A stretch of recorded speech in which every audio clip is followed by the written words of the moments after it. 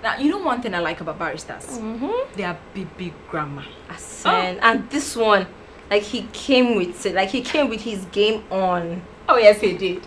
Hello, welcome to 2019 Weekly. I am Salamat Al Hassan. And I am Orukpe Osaratin. Alright, that was Barrister Festus Okoye, National Commissioner and Chairman Voters Education and Publicity Committee of the Independent National Electoral Commission. And we go talking about events that happened in the 2019 general election. And we started off with digitalization of the electoral process. Oh yes, and as we know, it was a clamor, especially by the youth, to change the manual process of, how the INEC operated. But right now, the major question is Nigeria as a country ready for such technological advancement? Well, let's see what Barrister Festus Okoye had to say about this. Stay with us.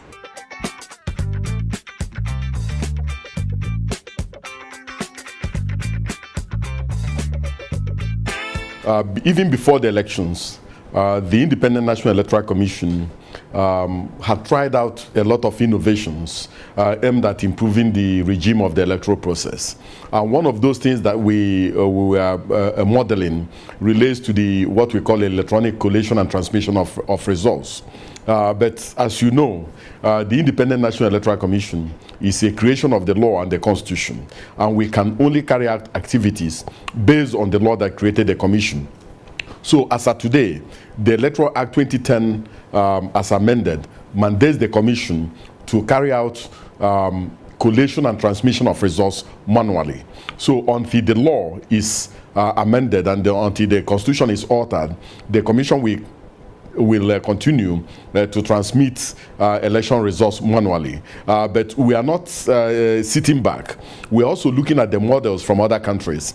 So I think that going forward, one of the things we may likely do is to look for a duality, or to model a duality that enables us to carry out electronic collation and transmission of results, and also have a manual version of it, so that if there's a challenge with one, we can fall back on the other one. So we are going to have a duality for the 2023 elections. Yes. So, considering the requirements that the Electoral Act has, how many political parties do you think will survive the registration? As I pointed out, the Independent National Electoral Commission is a constitutional body, and as a constitutional body, we are constitutionally and legally mandated to stay close as much as possible to constitutional and electoral dictates. Now, the Constitution has given us specifications on what a political association must meet in order to be registered. And it says that a political association that wants to be registered, one, must apply to the commission. Two, the political association must have a registered office in the Federal Capital Territory. Three, that the executive committee of the association must reflect the federal character, and some other requirements. The moment a political association meets these requirements, we register the association as a political party. Now, as of today, we have 91 registered political parties in Nigeria, and 73 of those parties contested the presidential elections. The Constitution, the fourth alteration to the Constitution, has also listed conditions that must be satisfied before the Commission can deregister a political party. And if those conditions are met, and if a political party breaches any of the conditions, we deregister such a political party. So for the Commission, we have no views and we have no opinion on the number of political parties in Nigeria. The moment a political party meets the constitutional requirements, we register that party. The moment a political party breaches the constitutional requirements, we deregister such a political party. But having said that, I want to say that our position is that the Nigerian people must have a national conversation on the number of political parties in existence in this country. This is because our ballot papers are getting longer and getting confusing for the ordinary voter. Secondly, it is also taking much time filling our result sheets, and this drags into the night. Moreover, some of the political parties that we have registered hardly field candidates, and the law and the Constitution says that the main reason, the fundamental reason for the survival and registration of a political party is that that political party will have the capacity to field candidates in an election. So if a political party is unable to field candidates in an election, that political party reverts to a political association because it has lost its essence. So I think that we need a national conversation on some of these issues. Do we need 91 political parties? Do we need to be a multi-party democracy? Yes, everybody believes that and agrees we need to be a multi-party democracy.